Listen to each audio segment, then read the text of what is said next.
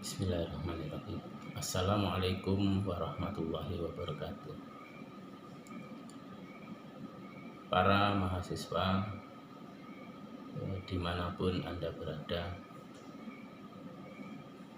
kuliah kali ini kita bahas mengenai diagram alir karakteristik pokok bahasan filsafat ilmu.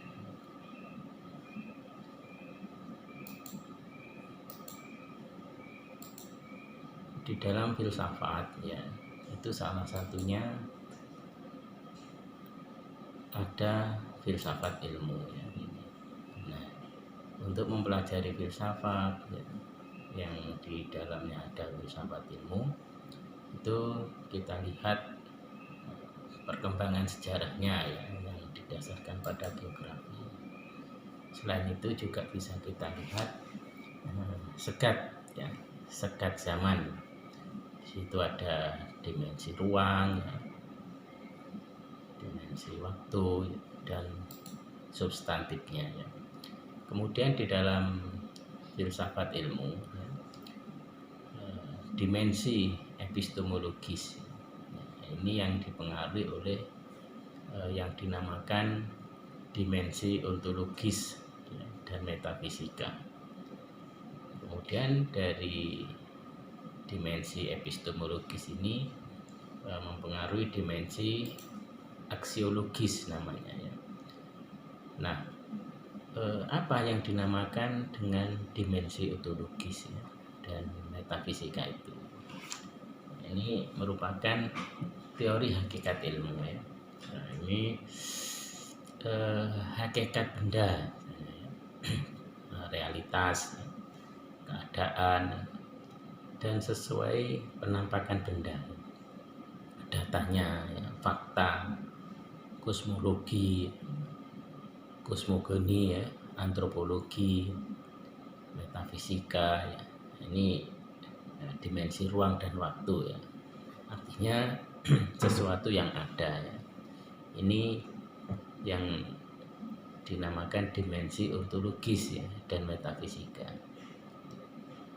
Kemudian kalau dimensi epistemologis ya, ini mencari keterangan ya sedalam-dalamnya dengan cara teknik mendapatkan pengetahuan ya, atau mendapatkan teori pengetahuan. Di sini juga ada hakikat ya, ada cara memperoleh, dan ada sumber pengetahuan ya, logika berpikir. Ini yang dinamakan dimensi epistemologis ya.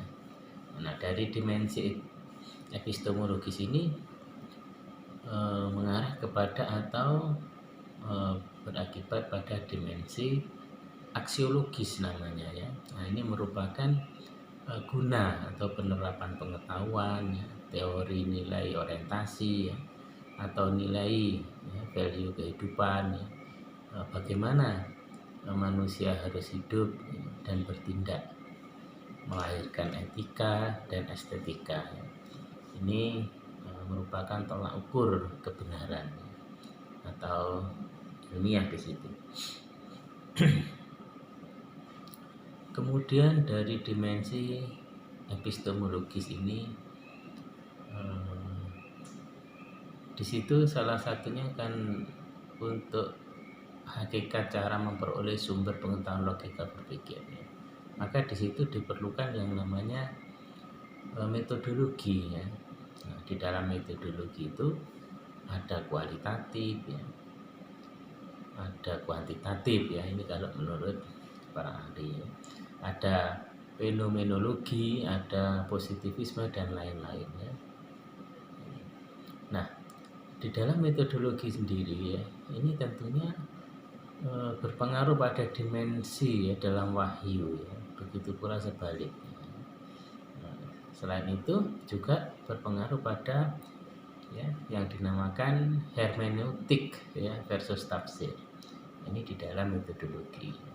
Sehingga apa ya, setelah adanya metodologi dan di dalamnya ada kuantitatif, kualitatif dan sebagainya, itu maka di situ terjadilah ya teori tentang pengetahuan ya. Nah, di dalam teori tentang pengetahuan ini ada teori tentang ilmu murni ya, kemudian juga ada teori tentang ilmu terapan ya. Nah, kemudian di dalam teori tentang pengetahuan ini ada yang pengembangan teori ya. Nah, pengembangan teori ini berpengaruh atau ini yang dinamakan dimensi ontologis ya, dan metafisika di situ ya. Kemudian kalau di dalam teori tentang pengetahuan yang terkait dengan penerapan teori, nah ini mengarah kepada dimensi aksiologis ya, berupa guna atau penerapan pengetahuan ya, dimensi aksiologis ini. Nah, dari semua tadi ya, bahwa di dalam filsafat itu dipengaruhi oleh alam ya, atau filsafat sendiri ya. Juga dipengaruhi ya oleh manusia ya, filsafat juga ya. Nah, alam sendiri ini bersumber dari Allah ya, manusia juga begitu bersumber dari Allah, dan Allah ini untuk sampai kepada apa yang ada, sampai ke pusat ini ada wahyu di situ ya, ada wahyu, ada sunnah Rasul ya. Disitulah sampai kepada filsafat dan seterusnya ya di situ. Jadi semuanya itu bersumber dari Allah Subhanahu wa taala. Ya, ini diagram alir ya, karakteristik pokok bahasan filsafat ilmu. Kemudian berikutnya makna filsafat ya. Nah, filsafat itu sebagai ibu agung ya, dari ilmu-ilmu. Juga tingkat yang lebih tinggi dari pengetahuan. Ini makna filsafat. Gunanya apa ya? Untuk menjawab yang pertama, apa dapat kita ketahui ya? Apa dapat kita ketahui? Ini dijawab oleh metafisika ya. Kemudian yang kedua, apa yang boleh kita kerjakan? Ini dijawab oleh etika ya. Yang boleh kita kerjakan apa misalnya? Ini dijawab oleh etika. Kemudian apa yang dinamakan manusia ya? Ini dijawab oleh antropologi ya. Kemudian yang keempat, sampai di mana harapan kita? Nah, ini dijawab dengan atau oleh agama ya. Kemudian apa dapat kita ketahui ya? Apa yang boleh kita kerjakan ya? Apa yang dinamakan manusia, dan sampai di mana harapan kita ya?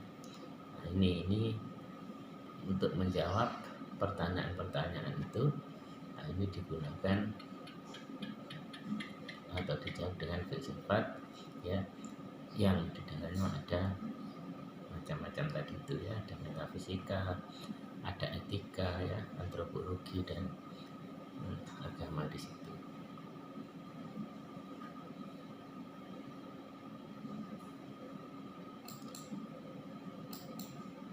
Kemudian selanjutnya petunjuk-petunjuk yang diberikan kepada manusia ya. Rangkaian tingkat rasional di situ ya. Rasional di situ. Yang pertama naluri ya di situ. Petunjuk-petunjuknya yang diberikan kepada manusia atau tingkat rasionalnya di sini. Pertama naluri ya. Naluri itu bisa dikatakan sebagai hati kolbu ya. Itu awalnya bersih naluri. Naluri ini merupakan alat ya, merupakan alat untuk digunakan sebagai petunjuk ke dalam diri. Ini realita internal. Nah, naluri ini dimiliki oleh manusia, dimiliki oleh hewan, dimiliki oleh tumbuhan. Nah, kemudian yang berikutnya ya, rangkaian tingkat rasionalitas ini, petunjuk-petunjuk yang diberikan kepada manusia ini dinamakan panca indera ya, panca indera. Nah, panca indera sendiri itu merupakan alat ya, yang digunakan sebagai petunjuk keluar diri ya, atau realita keluar. Ini panca indera. Apa misalnya ya, di situ ada renungan atau merenungkan ya. Misalnya kenapa mata ada di depan ya, ada dua, kemudian telinga di pinggir ada dua, mulut satu, hidung berlubang dua, dan lain-lain. Panca indera. Nah ini dimiliki oleh hewan dan manusia ya, tidak dimiliki oleh tumbuhan ya. Ini panca indera ya. Lain dengan naluri tadi ya, tumbuhan itu juga punya naluri ya. Kemudian rangkaian tingkat rasionalitas yang ketiga itu akal budi ya, atau rasa. Nah akal budi ya, atau rasa ini menelusuri ya, dan meluruskan kesalahan panca indera ya, dan naluri ya. Akal ya, menganalisis lalu memahami budi, rasa, meresapi, menghayati. Ini dimiliki oleh kekayaan utama manusia ya. Ini akal budi. Berupa apa? Misalnya kecerdasan ya. Ini di situ ada pilihan dia di situ. Kemudian ada persepsi ya, informasi, ada falsafah, preferensi, logika ya, yang berbagai. Kemudian intuisi ya, referensi logika yang tidak dapat diperiksa. Ini akal. Kemudian berikutnya rangkaian tingkat rasionalitas ya, petunjuk-petunjuk yang diberikan oleh manusia itu Al-Quran ya, di situ Al-Quran ya. Nah ini petunjuk dari Allah. Al-Quran ini berkaitan dengan hal di luar jangkauan akal manusia ya, atau nakliyah.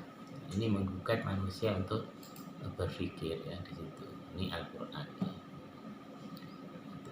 Nah itulah petunjuk-petunjuk yang diberikan kepada manusia di dalam rangkaian tingkat rasionalitas. Ada naluri ya, panca indera, akal budi atau rasa, dan Al-Quran ya di situ.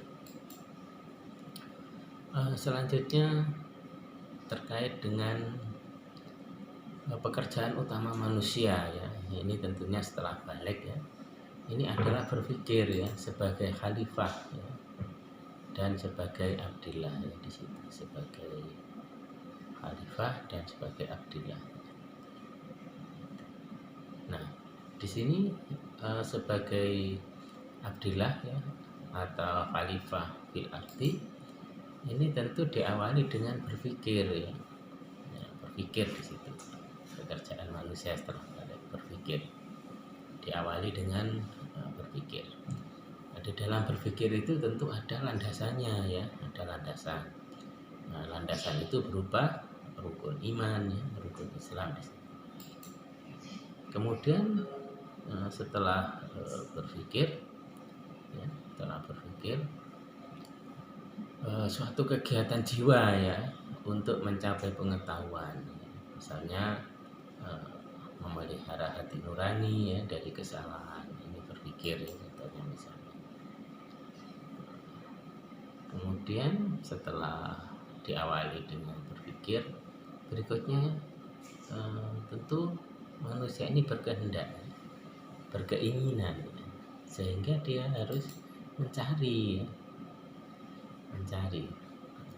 di sini merupakan sesuatu ya, yang belum diketahui berdasarkan sesuatu yang telah diajari atau diketahui ya. Itu bisa berupa data, fakta, realita sebagai bahan pemikiran.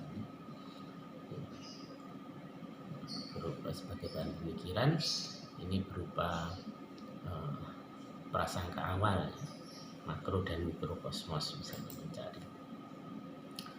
Kemudian antara kegiatan berpikir dengan mencari ini ya, tentu di situ timbul pemikiran yang kritis ya, dan kreatif ya.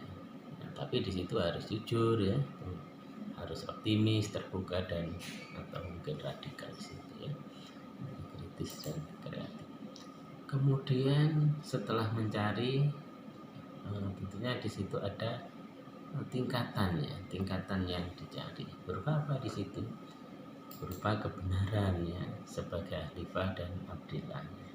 Nah, tentu tingkatan untuk mencari di situ yang pertama ya, ada tingkatan-tingkatannya. Yang pertama ilmu susunan hierarkis ya, ilmu susunan kompleks, ilmu susunan komprehensif, mulai dari paling sederhana sampai paling kompleks ya, dengan keunikan tersendiri.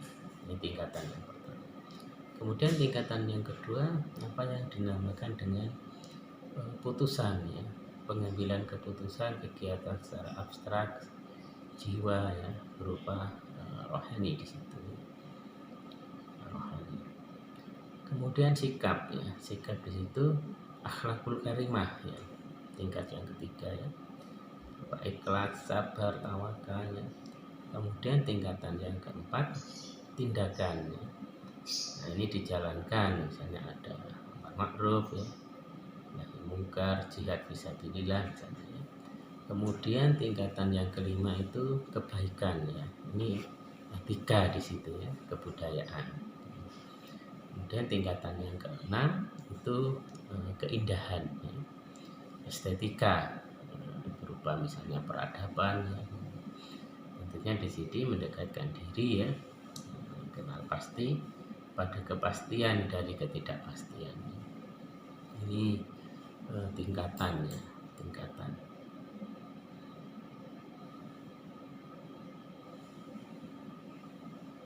Kemudian dari tingkatan-tingkatan itu tentu apa ya, atau kita namakan ini berlomba-lomba pada kebaikan ya. Yang kalau di Al-Quran ada di surat Al-Baqarah ayat 148 ya.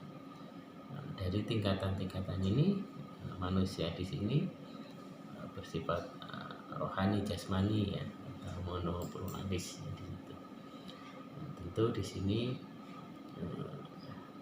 setia mendampingi hidup manusia ya, berupa emosi, nafsu, rasa.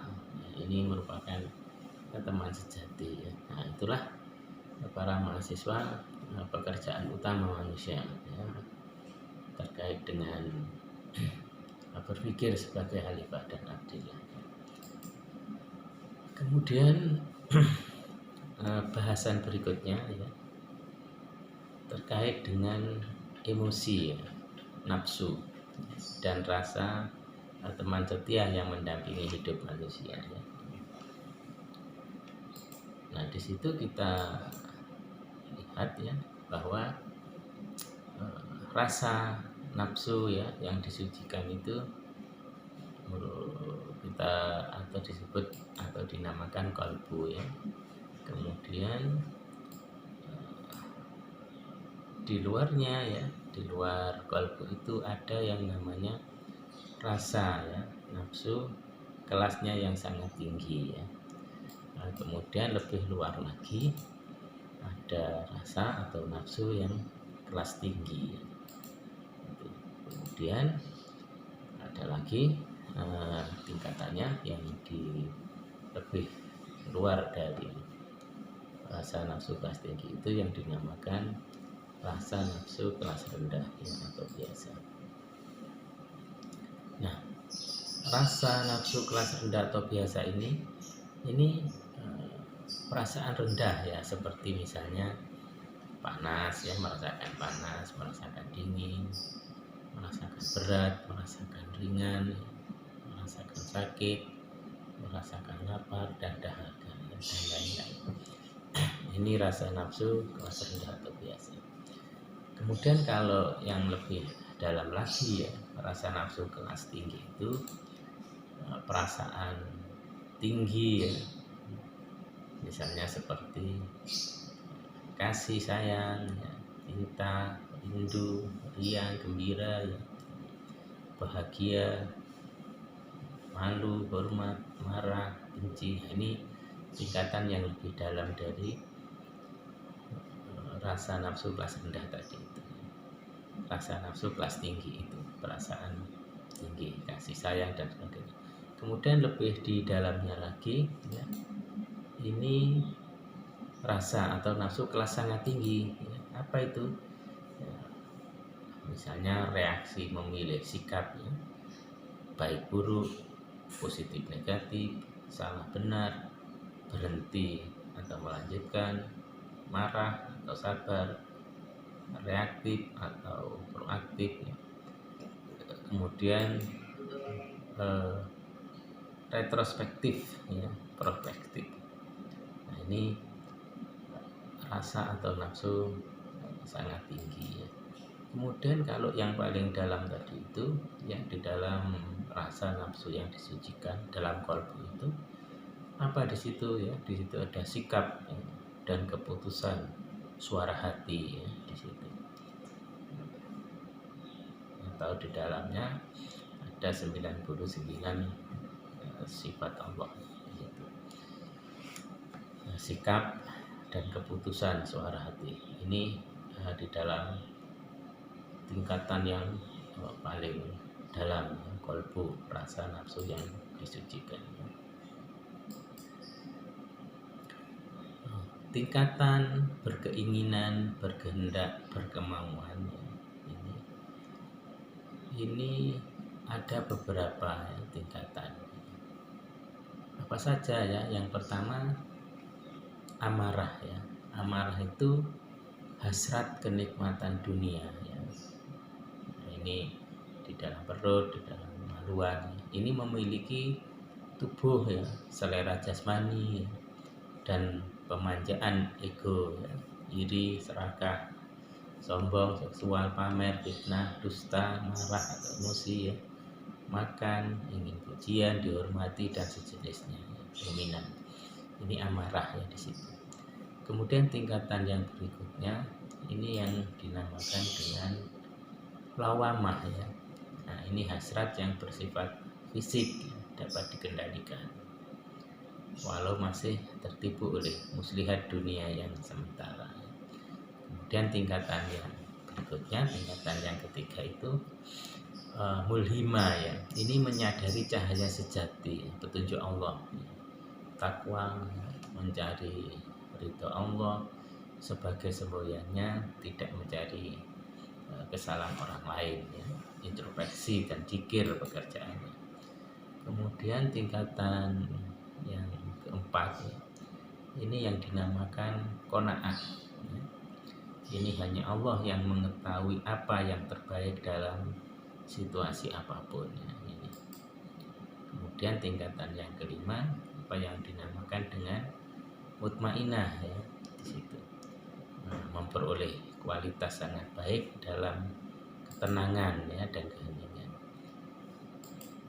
Kemudian tingkatan yang keenam dinamakan mardiyah ya, rodiyah, hakul yakin pada firman Allah, mencintai Allah sepenuhnya, bergaul tetapi hatinya semata-mata hanya kepada Allah ya.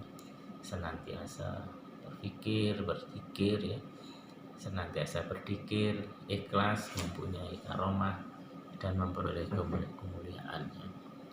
Ini biasanya wali Allah ya, di situ. Kemudian kamilah ya, kamilah ya. Al-ihsan kamil, ini kesempurnaan moral yang bersih ya, kesadaran murni, pengetahuan ya, sempurna tentang Allah ya.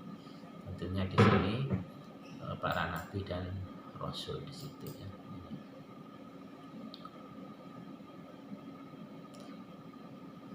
Berikutnya cara mengendalikan hawa nafsu secara konsisten ya. Artinya di situ bila Anda bisa melakukannya, insya Allah hidup Anda akan tenang dan bahagia. Apa di situ ya? Tentunya di situ dilakukan sholat ya, dan dzikir secara intens dan khusyuk ya. Kemudian harus juga ridho atau ikhlas menerima takdir ya.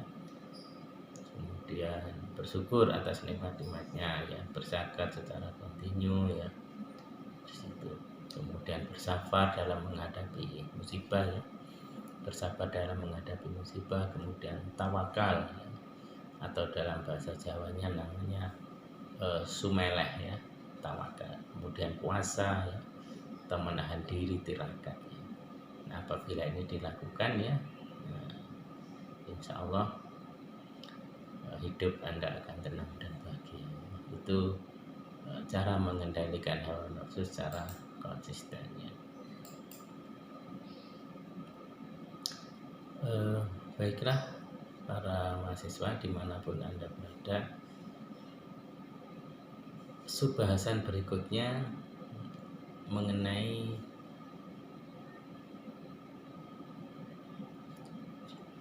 ya, kerja nas di situ ya, kerja nas berinisiatif, berkeinginan, berimajinasi ya. Kerja nas di situ.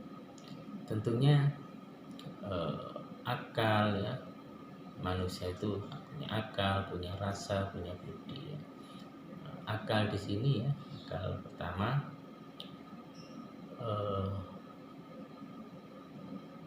daya pikir ya, untuk mengerti secara membagi, memberi ketentuan, membatasi ya, arti dan menyusun pemikiran ya, praktis, materi, fisik, kerja akal ya, akal intelijen ya di situ, linear logis ya, kemudian merasionalkan yang benar, merasionalkan yang salah ya, akal emosional, asosiatif, mempertimbangkan banyak hal ya, akal spiritual, kreatif ya, berpikir orisinal, jernih, tertuju pada kebenaran hakiki. Ini akal ya.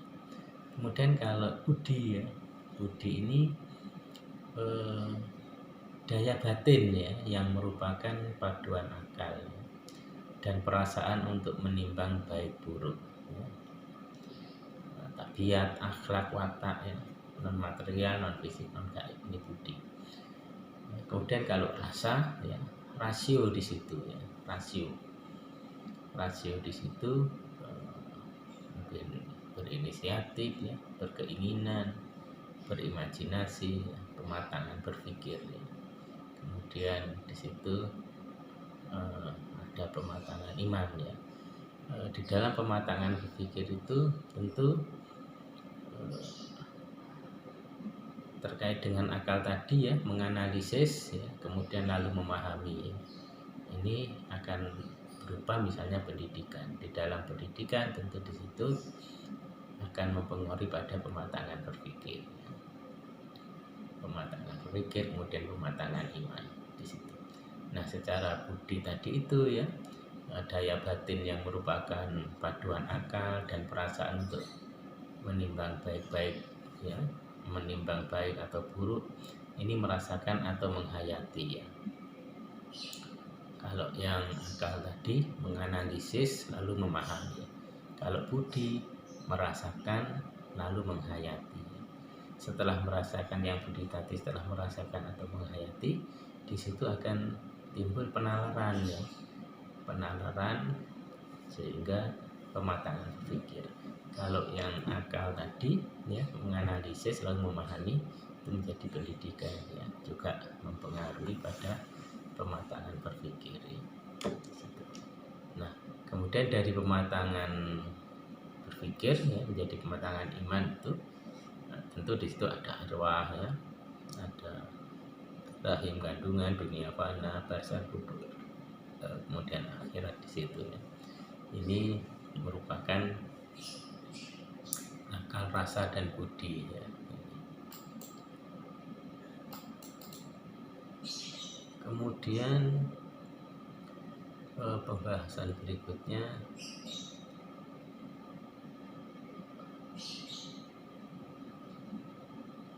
komponen dasar gerak ya, dari abstrak ke realita ya, membentuk peradaban dunia ya, di situ peradaban dunia. Yang pertama berupa imajinasi ya, imajinasi di situ ya. Nah, imajinasi ini abstrak ya, atau acak, namanya imajinasi di situ, acak ya. Imajinasi ini kerja nafsu ya, si Kerja nafsu sifat dasarnya netral ya. Dapat berkeinginan pada yang positif ya, dan juga yang negatif. Hasil dari imajinasi kreatif ini penemuan baru misalnya dalam bentuk benda, misalnya konsep, ide atau model. Persepsi baru tentang ruang dan waktu ini, misalnya sejarah, ruang, imajinasi ya. Ini berpengaruh pada imajinasi ya. Misalnya yang pertama historis ya, kemudian geografis yang kedua, yang ketiga substansi ya, etos, hakikat, personil di situ, korporatif ya, inti imajinasi, membuka mata, hati dan pikiran ya. Eksploitasi ketidakmungkinan atau kemustahilan ya. Maka menjadi imajinasi yang liar ya dan menentang. Imajinasi ini lebih cantik dari istri misalnya ya.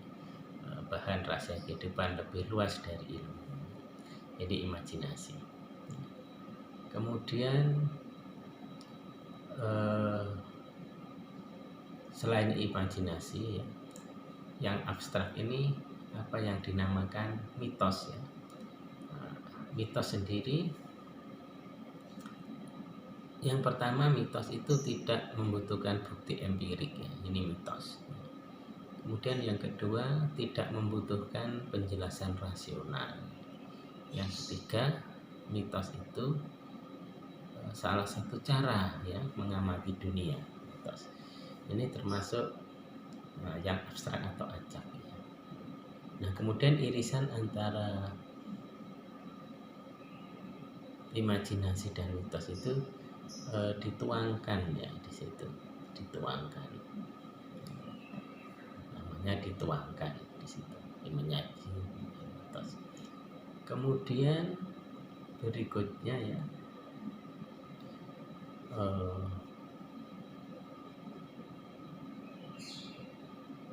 apa yang dinamakan bahasa ya di situ. Bahasa ini bahasa simbol tingkat tinggi, simbol yang sakti dimiliki manusia, menakjubkan nanti ya di situ ya. Kemudian yang kedua, bahasa ini memungkinkan ya unit-unit kecil dikombinasikan menjadi pemaknaan luas, kompleks dan jelas ya. Kemudian yang ketiga, bahasa memungkinkan berpetualang, meraba-raba, mengembangkan gagasan ke tingkat yang tak terduga. Kemudian yang keempat, bahasa itu diskursif ya, atau diskursus. Ini merupakan karangan panjang atau narasi, memungkinkan skematisasi, abstrak ya,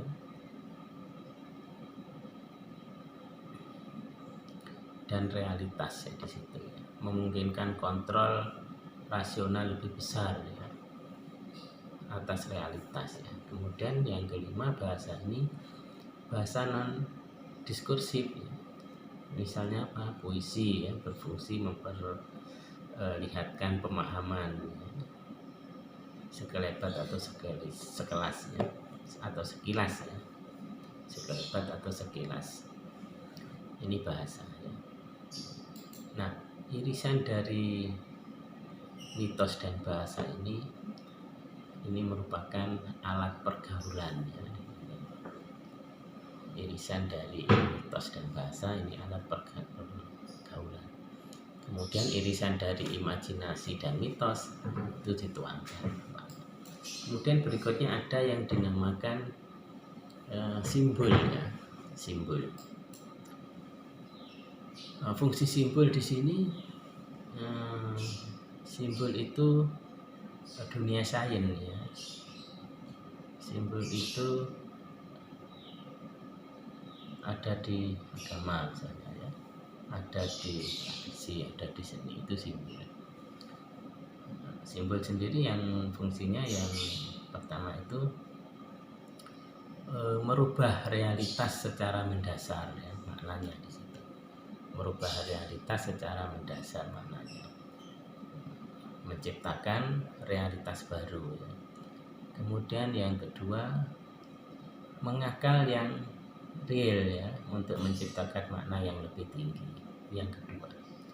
Kemudian yang ketiga, mengatasi bendanya sendiri,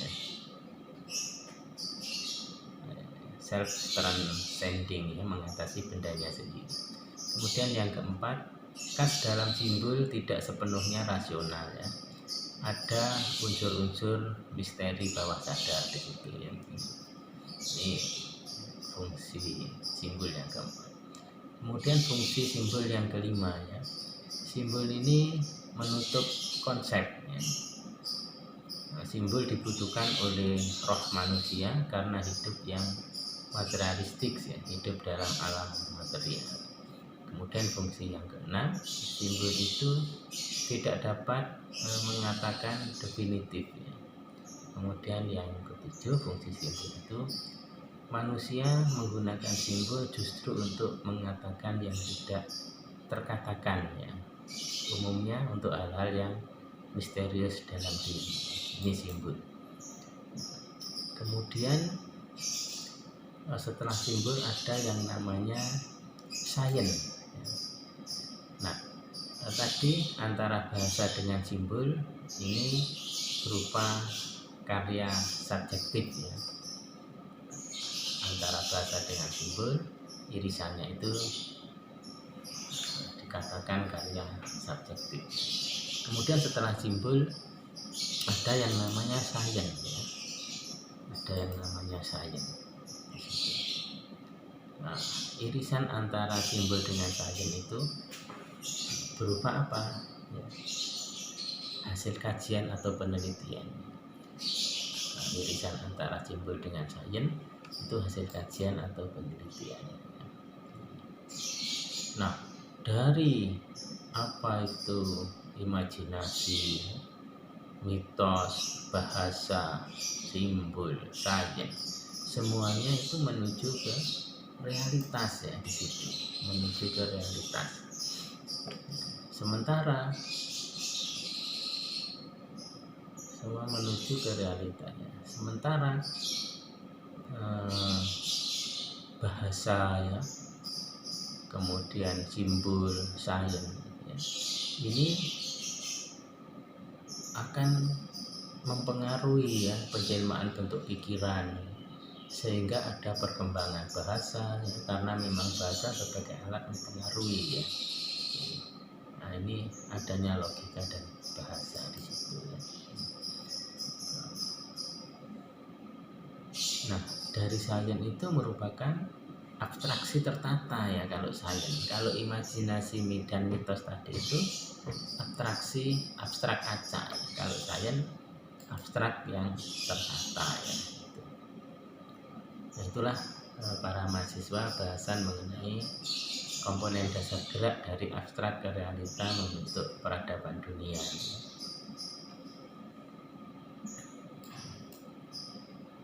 Kemudian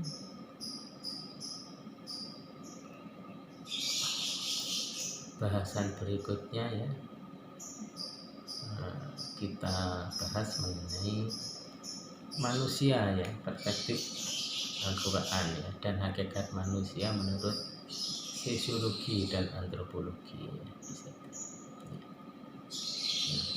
Konsep manusia, ya. Konsep manusia itu asal keturunan, ya, Bani Adam itu. Kemudian makhluk yang kasat mata, ya. Kasat mata. Kemudian sebagai pengabdian kepada Allah, ya. Abdi Allah di situ. Kemudian konsep manusia itu pengelolaan dunia, ya, tempat hidupnya sebagai khalifah di situ, ya. Kemudian konsep manusia, fungsi manusia sebagai makhluk sosial, ya, Anas di situ.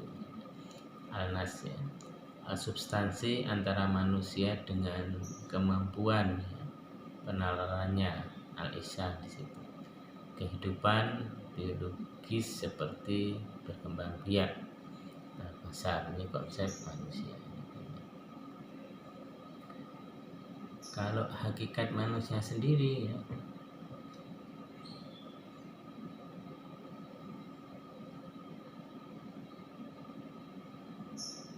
ini hakikat manusia ya.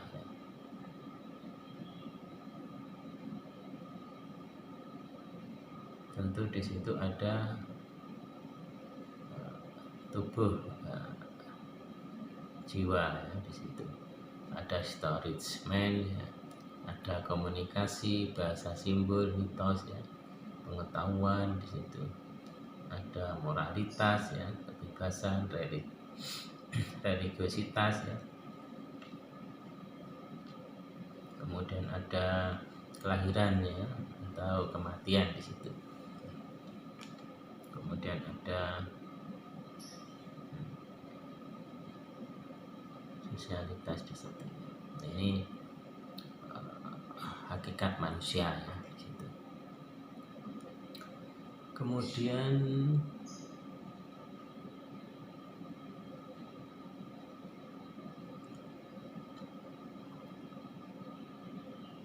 daya manusia ya, berikutnya daya manusia.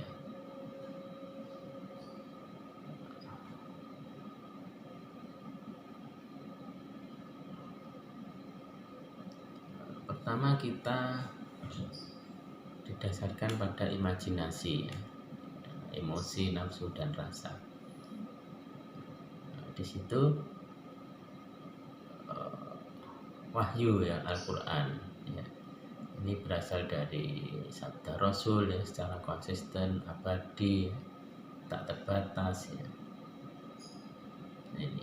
Nah, kemudian dari itu muncullah yang namanya Islam ya. Kemudian di samping itu ya, di dalam emosi, nafsu dan rasa itu ada kearifan lokal ya. Di sampingnya ada mitos, intuisi, kekuatan irfani berubah-ubah ya. Kemudian sebelahnya ya ada rasionalitas, logis ya, kekuatan logika ya, berubah-ubah. Nah, kemudian di situ Islam ini ya, Islam ini merupakan sumber pengembangan dari manusia ya. Nah, selain itu sumber pengembangan manusia itu dipengaruhi oleh yang sebelah kiri, itu tradisi ya. Tradisi ini adat istiadat turun temurun ya, dari nenek moyang sangat terbatas. Kemudian juga dipengaruhi oleh filsafat ya. Falsafah barat dasarnya misalnya akal ya, sangat terbatas juga ya. Nah, kemudian dari sumber pengembangan manusia ini ada ya yang namanya secara harfiah abdi dan akhilah itu ada arwah ya, kemudian ada rahim kandungan, kemudian material atau sekuler ada dunia yang fana, kemudian ada barzah kubur, ada akhirat dan akhir ya. Kemudian antara arwah dan raja ada persaingan, kemudian rahib dunia ada jihad ya di situ. Kemudian antara dunia dengan akhirat itu ada sarakatul maut. Kemudian antara barzah kubur dengan akhirat itu ada kiamat ya di situ.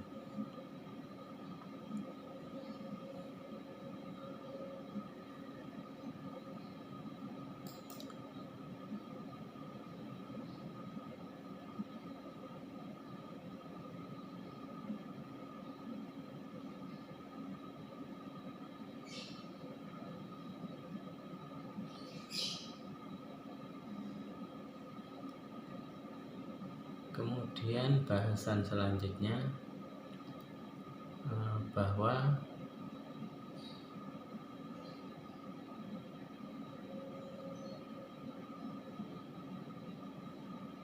daya manusia ya, daya manusia itu ada kecerdasan di situ ya, ada persepsi, falsafah, ada intuisi ya. Kemudian alat manusia itu panca indera ya. Kemudian sarana manusia menjalankan tugas ada Khalifah Abdillah. Di situ ada potensi kalbu, emosi, akal, fisik ya, yang diajari oleh ilmu ya. bumi seisinya ya ditundukkan Allah untuk manusia. Kemudian pedoman hidup di bumi ya, Al-Quran dan Sunnah meliputi tata cara berhubungan dengan Allah, berhubungan dengan sesama manusia, berhubungan dengan sesama makhluk. Nah, ini ya. Kemudian di sini ada empiri ya, ada empirisme ya. Ada empirisme.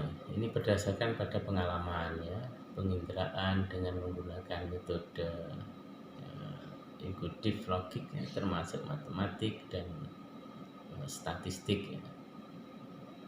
Empirisis di sini berusaha mendeskripsi ya, menjelaskan dan memprediksi informasi faktual ya, yang diperoleh melalui observasi ya. Kemudian berikutnya ada yang namanya rasionalisme ya, sumber utama pengetahuan. Ini adalah penalaran ya. Pengetahuan dideduksi dari kebenaran dan hukum alam ya. Karena hukum alam itu mengatur semesta secara logik ya. Kemudian daya yang dimiliki oleh manusia itu terdiri dari kecerdasan ya, intuisi dan persepsi ya. Kecerdasan ya, ini daya untuk menyusun berbagai tindakan ya, berkaitan dengan kemampuan memilih ya. Logika matematik, logistik, musikal ya, jasmani, kinestik ya, spasial ya, interpersonal ya, intrapersonal, natural, spiritual ya. Kemudian kalau intuisi ini preferensi ya, persiapan-persiapan, pertimbangan, pilihan-pilihan untuk mengambil alternatif terbaik ya, yang diperoleh dari pengamatan ya. Logika yang terperiksa ya, dan atau logika yang tidak dapat diperiksa ya. Kemudian kalau persepsi ini pengolahan hasil penginderaan ya, secara empirik informasi ya. Ini bermuara pada kemampuan memberikan pilihan.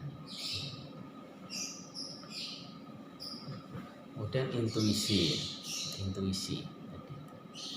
Nah, intuisi ini preferensi, persiapan pertimbangan, pilihan ya tadi.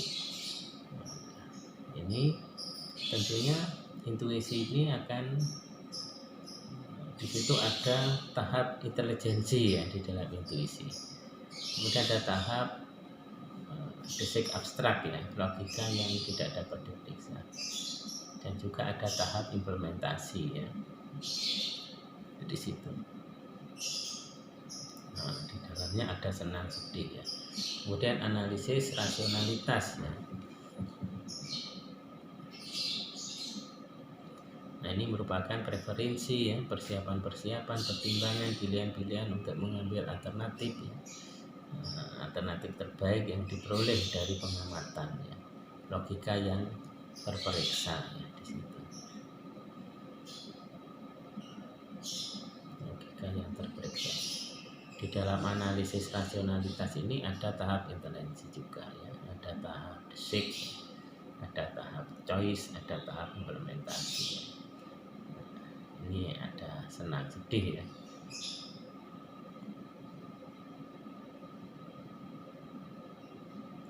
Ini analisis rasionalitas ya.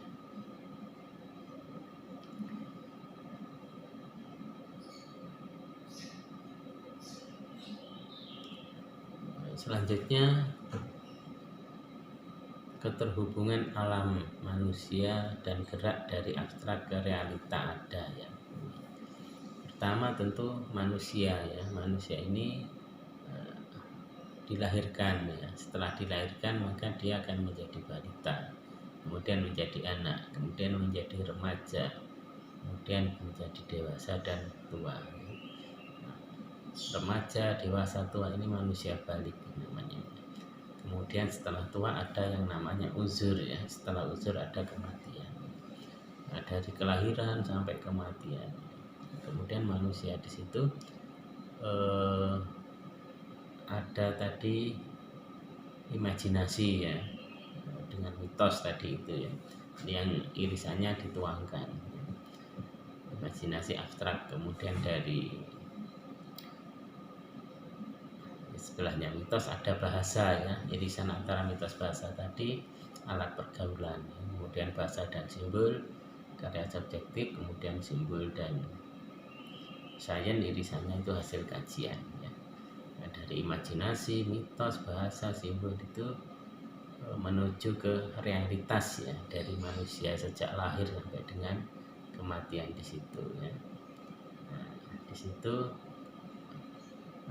menuju realitas tadi ada petunjuk di situ ya, ada naluri ya, ada panca indera, ada akal budi rasa, dan Al-Quran petunjuknya di situ. Nah, kemudian dari petunjuk itu ya, dengan manusia ini di situ ada dunia fana, material sekuler ya. Nah, kemudian irisan antara dunia dengan rahim itu ada jihad di situ ya. Kemudian irisan antara rahim arwah ada persaingan, irisan antara dunia fana materi sekuler dengan barzah kubur ya. Di situ ada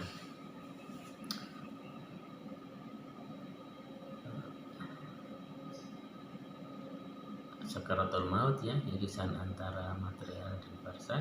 Kemudian irisan antara barzah dan akhirat ada kiamat ya di situ. Nah, dari arwah, rahim, kandungan, dunia fana, barzah, akhirat tadi itu, nah, ini merupakan objek berpikir ya, dan wilayah mencari keyakinan alam yang akan dilewati. Ini individual interaksi bersama ya, saling membutuhkan. Nah, itulah keterhubungan antara alam, manusia, dan gerak dari abstrak ke realita yang ada. Nah, ini keseluruhan ya, keseluruhan gambaran situ ya, antara keterhubungan alam, manusia, gerak ya, di situ. Kemudian bahasan berikutnya pengembangan ya, dan posisi manusia ya. Pengembangan dan posisi manusia melawan fitrah atau kodrat untuk jajaran itu ya. Pertama kita lihat terkait dengan filsafat ya. Di situ ada filsafat manusia ya. Kemudian ada filsafat alam ya di situ. Nah, filsafat manusia itu ada daya pikir ya, ada daya kolbu, ada alat fisik di situ. Kemudian filsafat alam kualitas aplikatif ya, yang terus menerus diperbarui melihat tentang alam semesta di situ. Kemudian dari daya pikir ya, dari filsafat manusia tadi, daya pikir, daya kalbu, alat fisik, itu ada filsafat ilmu ya. Filsafat ilmu itu ada ontologi, ada epistemologi ya. Kemudian ada aksiologi di situ ya. Beberapa pengertian yang harus dipahami ya, misalnya mayoritas manusia itu kafir ya, di dalam Quran surat An-Nahl ayat 83 ya. Kemudian mayoritas manusia tidak mengetahui. Ini di Quran surat Yusuf ya, 12 ayat 21 ya. Kemudian mayoritas manusia tidak beriman ya, ini di Quran surat Al-Baqarah ya, surat kedua ayat 100 ya. Mayoritas manusia itu benci pada kebenaran ya. Ini di dalam Quran surat Al-Mu'minun ayat 70 ya. Kemudian yang kelima, mayoritas manusia tidak bersyukur ya. Ini Quran surat Yusuf ayat 38 ya. Kemudian yang keenam, mayoritas manusia itu orang-orang yang fasik ya. Ini di dalam Quran surat Al-Maidah ayat 49 ya. Mayoritas manusia ini berbuat dosa, permusuhan, memakan yang haram. Ini Quran surat Al-Maidah ayat 62 ya. Kemudian yang ke-8, mayoritas manusia itu jahil atau bodoh ya. Ini Quran surat Al-An'am ya, Al-An'am ayat 111 ya. Kemudian yang ke-9, mayoritas manusia ini menyesatkan orang lain ya. Ini Quran surat Al-An'am ayat 119. Artinya apa? Di situ mayoritas manusia ini sibuk memikirkan hidup enak ya, tetapi lupa memikirkan mati enak di situ. Ini pengembangan dan posisi manusia melawan fitrah berarti maka di situ akan hancur.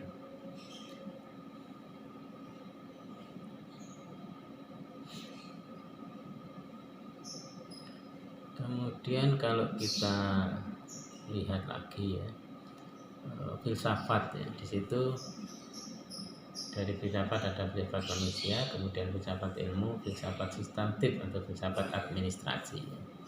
Ini sekumpulan problem ya, dan sekumpulan sikap, sekumpulan pertanyaan dan sekumpulan jawaban di situ ya. Rasa ingin tahu adalah awal dari pengetahuan di situ. Kemudian kalau kita lihat manusia ya, di sini ada makrokosmos ya, jagat raya alam keluar sesuatu yang ada dan mungkin ada ya, nyata, eksplisit, terindra dan atau gaib dan implisit. Manusia itu ingin tahu di situ ya, ingin tahu, kemudian berusaha agar tahu pengetahuan, maka di situ akan timbullah sebuah ilmu ya, ilmiah disiplin ilmu. Kalau secara mikrokosmos, dirinya sendiri ke dalam sesuatu yang ada dan mungkin ada ya, nyata, eksplisit, terindah dan atau gaib, implisit ya. Jadi manusia ada makrokosmos dan ada mikrokosmos ya. Filsafat ilmu ini cabang filsafat ya, yang mempelajari hakikat ilmu. Ada genus ya, filsafat manusia, ada etika, estetika, logika ya. Kemudian kalau dari etika sendiri ya, ada spesies filsafat, estetika itu ada spesies filsafat juga, logika ada spesies filsafat. Kemudian dari logika itu ada pengetahuan ya, epistemologi dasar, yang tentu di situ juga adanya subspesies filsafat di situ. Nah, dari pengetahuan ini ada agama, seni, ilmu ya. Nah, ilmu ini tentu dipengaruhi oleh sub-subspesies filsafat ya ini. Nah, dari ilmu ini menjadi filsafat ilmu ya. Ini hakikat ilmu, inti dasar yang sedalam-dalamnya dari ilmu ya ini. Kemudian arah ya,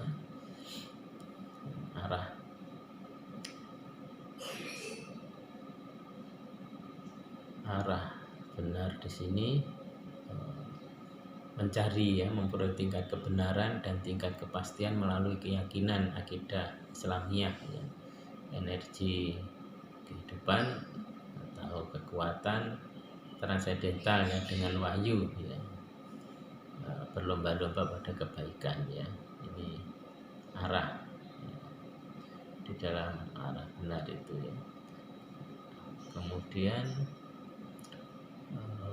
arah yang benar ya, di situ Allah ya, di situ ada wahyu, ada rasul, kebenaran mutlak, bertakwa ya.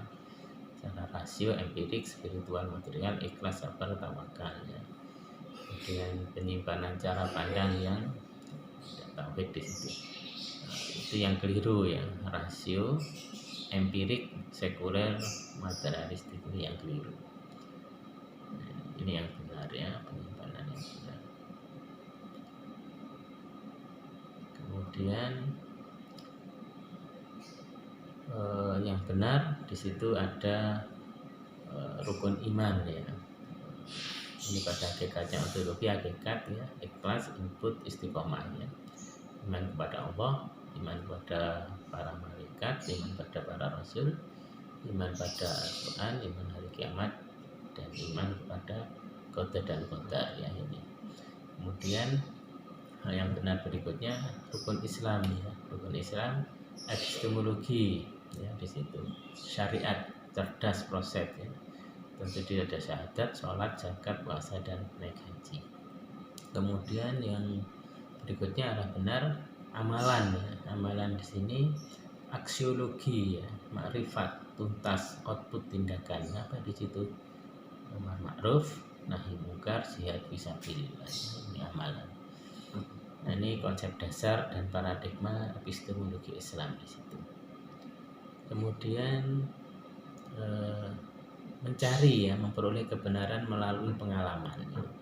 Ciri-cirinya karena kebetulan ya, secara spekulatif, trial dan error ya, pengalaman pribadi berdasarkan otoritas bahwa kebenaran ilmiah ya. Nah, ini merupakan rasio empirik sekuler materialistis ya. Akibatnya apa? Di situ ada kebenaran yang relatif ya di situ. Apa kebenaran relatif di situ?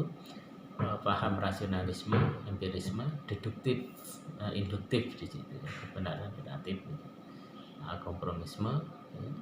Kritisisme, idealisme, ya. Positivisme, strukturalisme, ya. Fenomenologi, poststrukturalisme, neo postpositisme, problem ya, epistemologi, anarkis epistemologi, dan metodologi dan kerangka berpikir ilmiah. Ini kebenaran relatif ya itu. Nah, tentu di situ dipengaruhi juga ya dari spiritual material. Tahu mengetahui langsung melalui pengalaman pribadi ya. Nomor tahu bahwa masih bersifat umum, manusia mencari pengetahuan di situ. Kemudian proses kita mencari sampai menemukan pengetahuan, tahu mengapa ya. Kemudian hasil penemuan baru berupa tahu ya, bagaimana pemajamannya, outputnya, itu proses. Kemudian kalau kita lihat ya, aktivitas manusia mencari kebenaran dengan proses ya. Pertama know ya, kenal, tahu akan dengan daya, misalnya kecerdasan, intuisi, persepsi. Kalau knower ya, manusia yang mencari pengetahuan. Kemudian ways of knowing, proses aktivitas mencari sampai menemukan pengetahuan. Kemudian areas of knowledge ya, hasil dari penemuan berupa pengetahuan ya. Soma, tubuh, badan, jagat raya ini, nah, ini berupa nafsu, hati, kolbu ya. Kemudian roh di situ. Roh di sini menggerakkan, adanya keikhlasan. Kolbu ini mencari kesabaran. Kalau nafsu ini dijabarkan kejujuran ya. Akal, budi, pikiran, otak menghayati, melamun ya. Kemudian tubuh, badan, jagat raga, soma ini fisik, material, kesadaran ya. Dari kesadaran ada emotion ya. Kemudian dari kejujuran ada reaction. Antara kesadaran, emosi ya, kejujuran ini ada yang namanya kognitif ya. Kognitif ini mengingat, mengetahui, rasional, membedakan, menggolongkan, menyatakan ya secara kualitatif, kuantitatif ya, mendeduksi hubungan-hubungan, ada patokan netral, universal, objek dan citra ya. Kemudian dari kesabaran ada intuit ya. Kemudian antara kejujuran, kesabaran ada afektif di situ, merasakan aktivitas rasa, kolbu, hati nurani ya. Keajaiban sumber kreatif manusia bermoral, tidak netral, tidak ada patokan, subjektif ya. Kemudian dari ekstravagasi ada sign ya, sense, perception, di situ ada konatif ya, mencapai, will, kemauan, keinginan, hasrat.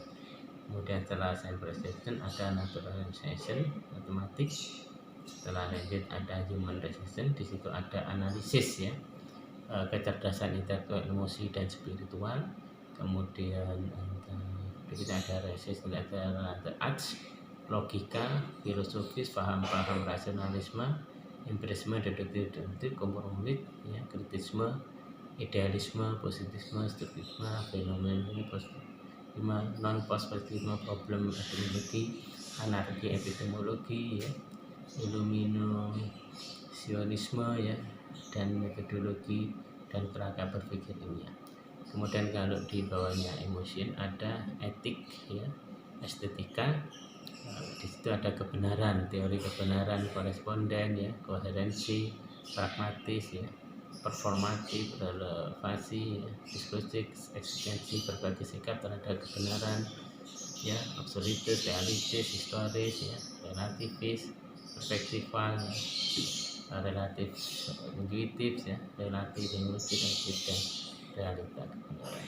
Nah, kemudian di bawah ada ontologi ya, ada dan ikhlas ya. Kemudian epistemologi itu metode dan cerdas ya.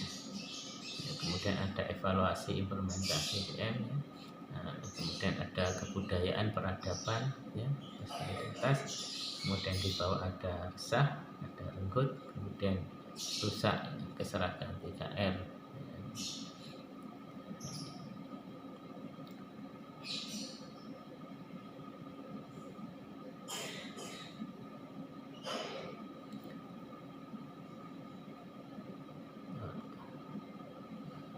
Kemudian saya teruskan terkait dengan apa yang dinamakan kebenaran, ya, atau teori kebenaran tadi. Ya. Kebenaran ini berlomba-lomba pada kebaikan, ya. Teori kebenaran. Di dalamnya ada koresponden, ya. Koresponden ini benar, ya. Artinya ada kesesuaian antara perkataan dengan kenyataan, ya. Kesesuaian satu berbanding satu dengan satu bagai cermin, ya, misalnya. Kemudian yang kedua ada koherensi, ya, benar, artinya terdapat kait-mengkait logis, ya, yang kokoh dan tidak mengandung kontradiksi antara unsur-unsurnya, ya, kompak, padat. Kemudian yang ketiga ada pragmatis, ya, benar, artinya ada manfaatnya, ada gunanya bagi hidup. Segala perbedaan teoritis tidak diperlukan, ya. Kemudian yang keempat performatif, benar adalah soal bagaimana kita bisa meyakinkan, ya, mempengaruhi dan mengubah pendapat orang lain. Benar atau tidak adanya soal siasat, verbal, retorika kosong untuk diisi terus-menerus. Kemudian yang kelima, revelasi, benar adalah bila memang hasil diwahyukan, ya, memiliki otoritas, ya, Allah SWT. Kemudian disclosure, ya, benar adalah bila satu itu membuat saya menyadari hal baru yang tadinya saya tidak sadari, atau pencerahan, ya. Kemudian eksistensial, benar artinya sangat berarti bagi saya. Ini soal nilai dan keberartian erat terkait dengan pengalaman konkret, ya. Kemudian berbagai sikap terhadap kebenaran, ya. Absolutis, benar itu satu, tak mungkin banyak, ya. Relativis historis, benar atau tidak itu tergantung sikon sejarah. Kemudian yang ketiga relativis perspektifal, ini tiap kebudayaan punya cara pandang yang berbeda tentang apa yang mereka anggap benar. Kemudian relativis linguistik, setiap bahasa membawa pola pikir spesifik, maka kebenaran pun relatif. Kemudian relativitis, ya, hermeneutis, ya, ini segala hal tergantung cara melihat, penginderaan dan mentafsirkannya. Segala hal itu soal tafsir, tak ada kebenaran murni objektif. Kemudian relasional, ya, segala hal ada dalam proses menjadi dan selalu dalam hubungan, ya, maka segala hal selalu bisa dilihat, diinterah secara berbeda. Kapan dan dalam hubungan dengan apa? Definisi dan dogma hanyalah gambaran minimal, ya, minimal pegangan awal. Potensi dan tugas manusia dengan pendekatan sistem, ya.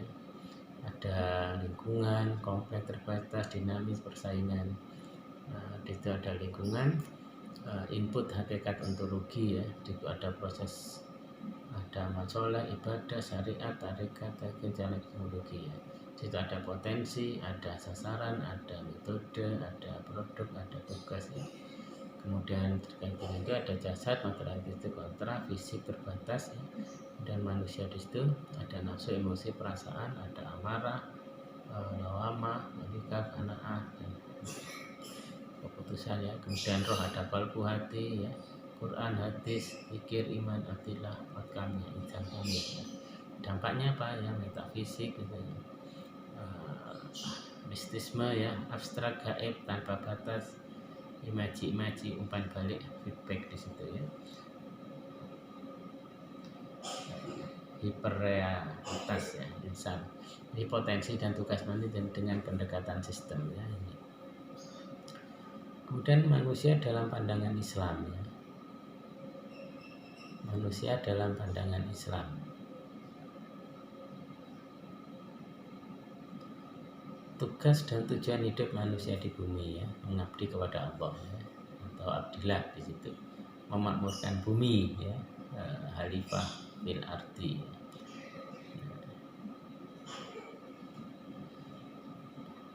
Manusia dalam pandangan Islam terdiri dari unsur jasmani, akal dan rohani, jiwa, nafs, qalbu ya.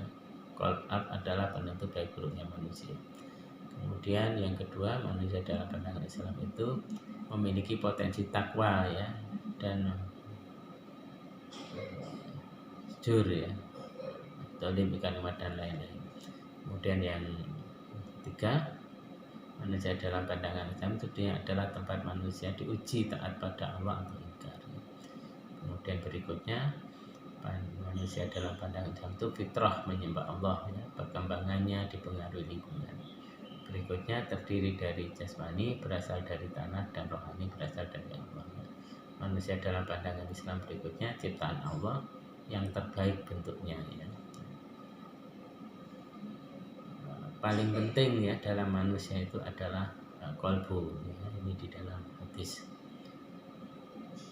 Kemudian perspektif Islam tentang manusia ya, ragam pendapat, di situ ada Al-Quran dan Sunnah Rasul. Ragam pendapatnya tidak memuaskan jawaban karena tidak lepas dari subjektivitas masing-masing. Ini perspektif Islam tentang manusia. Ya, ragam pendapat ini tidak memuaskan jawaban karena tidak lepas dari subjektivitas masing-masing.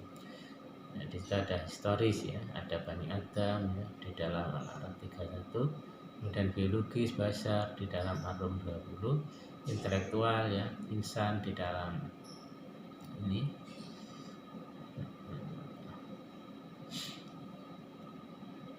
Kemudian sosiologis ya, di dalam Nas Al-Hujarat 13, kemudian posisional ya, Sabah ayat 9, kemudian Khalifah Al-Baqarah 30. Kesimpulannya apa ya, di situ dari ragam pendapat kalau kita lihat Al-Quran Sunnah Rasul, kesimpulannya bahwa perspektif Islam tentang manusia itu makhluk paling sempurna ya. Kemudian yang kedua, perspektif Islam tentang manusia itu mengabdi kepada Allah ya, abdilah. Kemudian perspektif Islam tentang manusia, kesimpulan yang ketiga, makhluk yang dianugerahi akal ya. Kemudian perspektif Islam tentang manusia yang keempat ya, menjadi khalifah ya. Dan yang terakhir ya, perspektif Islam tentang manusia itu bertanggung jawab atas segala perbuatannya. Baiklah, saya kira itu ya pertemuan kali ini.